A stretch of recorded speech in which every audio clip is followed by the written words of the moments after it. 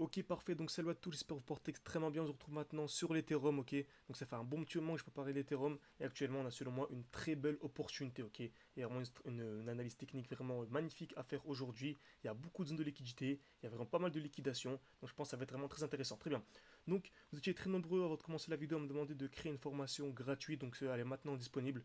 Donc voilà, les liens sont en description. La formation est totalement gratuite. Je présente ma stratégie, ok. Je présente les grandes lignes de ma stratégie pour qu'un maximum de personnes puissent suivre mes vidéos en comprenant au moins les grands concepts, ok. Donc c'est une formation composée de 3 vidéos, très bien. Et en tout, ça dure un peu moins d'1 heure. Donc voilà, c'est pas très long, c'est concis. N'hésitez vraiment pas à la rejoindre, ça en vaut vraiment la peine. Très bien. Donc, on va commencer l'analyse en plus haut time frame. Donc on va aller en weekly. Excellent. Donc, comme sur le Bitcoin, on a eu une très belle impulsion haussière à partir, voilà, on va dire début 2021. Très belle impulsion haussière. Et comme on a dit précédemment, toute impulsion haussière, tout simplement, est précédée par un bloc, donc par un mouvement baissier. Donc, impulsion haussière ici, elle est précédée par quoi? Par un mouvement baissier. Donc, ici, le bloc institutionnel qui est le dernier mouvement baissier avant la belle hausse. Ensuite, en allant en plus petit time frame, on peut aller en daily. On remarque quoi ici? Qu'on a eu ici une très belle zone de QH, de QL. Ok, donc très belle zone de QH ici, okay, et très belle zone de QL ici, en dessous, très bien. Donc lorsque nous étions ici, on avait une très belle trendline, on est venu la liquider, je vous avais dit, hein, vraiment, là on a trouvé un point d'entrée vraiment incroyable.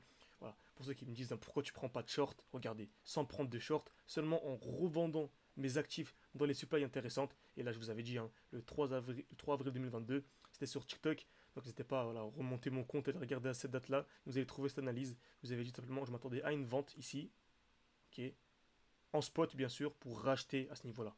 Donc en 68 jours, très bien, un peu plus de 2 mois, on a réalisé une performance de plus de 54%. Ok. Donc comme vous savez, c'est quasiment 5 fois, même plus de 5 fois, la performance moyenne annuelle de la bourse. Et là, on peut la faire seulement en revendant des crypto-monnaies et en les rachetant plus bas, avec une probabilité supérieure à 90%. Vraiment, un trendline liquidé, retour ici dans un super bloc, et ensuite mouvement baissier pour venir liquider la trendline, ok. Donc un concept comme celui-ci, ok, une configuration comme celle-ci, c'est vraiment plus de 90% de réussite. C'est vraiment très intéressant, c'est exactement voilà, c'est de cette manière, donc c'est très intéressant et c'est parfait pour nous. Très bien. Donc on a eu la liquidation simplement de la zone de QL, magnifique, et on est revenu dans notre bloc. Ok. Donc qui dit retour dans le bloc, dit tout simplement accumulation. Donc on va chercher une accumulation. Ok, j'ai eu un petit problème de connexion, donc on est de retour. Magnifique. Donc voilà, on s'attendait tout simplement à un retour. On a eu la liquidation des EQL, mouvement baissier, retour dans le bloc. Très bien. Donc comme je vous ai dit, voilà, l'Ethereum c'est un peu la petite sœur du Bitcoin. Donc lorsqu'on a une grosse accumulation sur le Bitcoin, voilà, on sait qu'on va avoir une très belle hausse sur l'Ethereum. Très bien. Donc en allant sur le Bitcoin, à peu près à cette période-là, donc août 2022, donc je vous montre ceci. Très bien, août 2022, donc tac tac tac, parfait. Bon, c'est à peu près cette zone-là en 2022 tout simplement. Et on remarque quoi ici? On a une magnifique accumulation en cours. Donc qu'est-ce qu'une accumulation? Création de QL. On va taper une fois, deux fois, trois fois quasiment au même niveau. Liquidation, mouvement haussier. C'est exactement ce qu'on a eu. Ok, belle impulsion haussière. Très bien. Et c'est ce qu'on a eu. Création de QL, liquidation avec une belle bougie. Et ensuite mouvement haussier tout simplement. Donc à cette période, on avait une belle accumulation sur le Bitcoin. Donc vous savez également que l'Ethereum allait suivre. C'est toujours comme ça que ça fonctionne. Très bien. Donc je vais revenir sur l'Ethereum. Tac. Magnifique. Donc à cette période, est-ce qu'on a une belle accumulation? Ok, on voit clairement que le prix est en train d'accumuler. Ici, on a une belle impulsion baissière, le prix est en train de ralentir, mais on n'a pas eu une accumulation très propre. Ok, on n'a pas eu vraiment, comme sur le Bitcoin, ce genre de configuration. Donc vraiment une création de QL comme ceci. Tac, vraiment une vraie création de QL, liquidation, COS. On n'a pas eu ça, mais voilà, c'est le Bitcoin qui décide, c'est le Bitcoin qui porte le marché. Donc ici, on a une sorte d'accumulation comme très intéressante. Ok.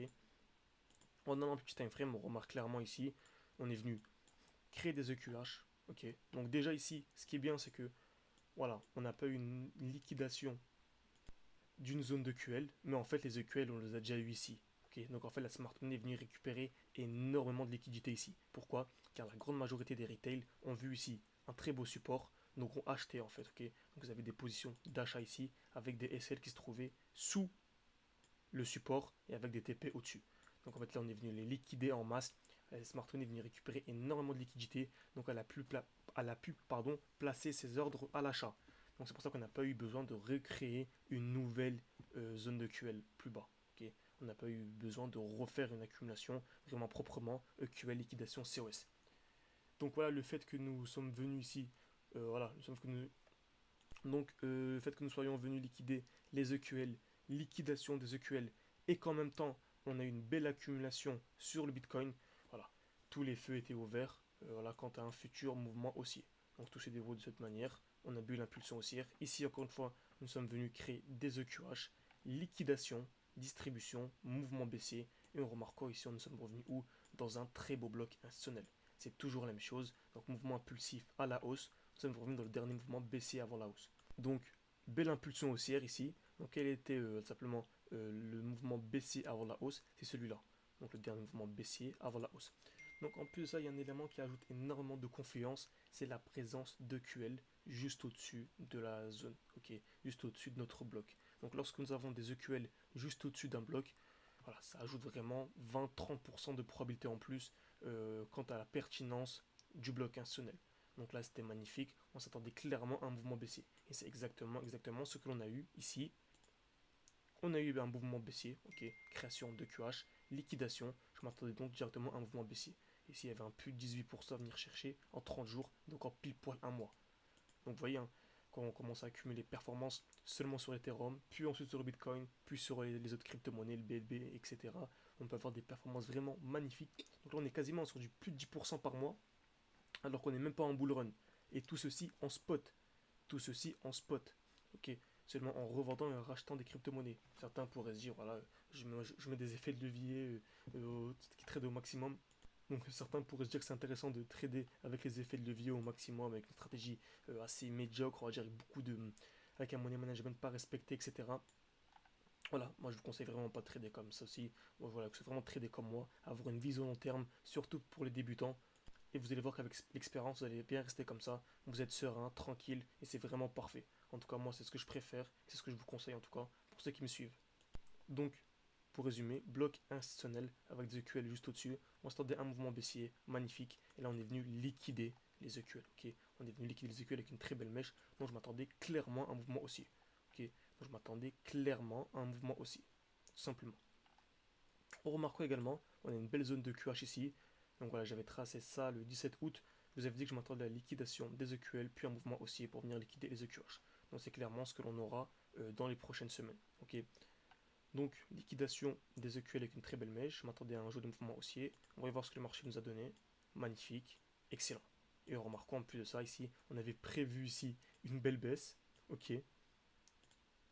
Ici tout simplement. Pour ensuite racheter. Pour pas, on n'a pas encore racheté ici. On va racheter à peu près ici. Donc on aura encore fait plus de 5% en moins de 10 jours.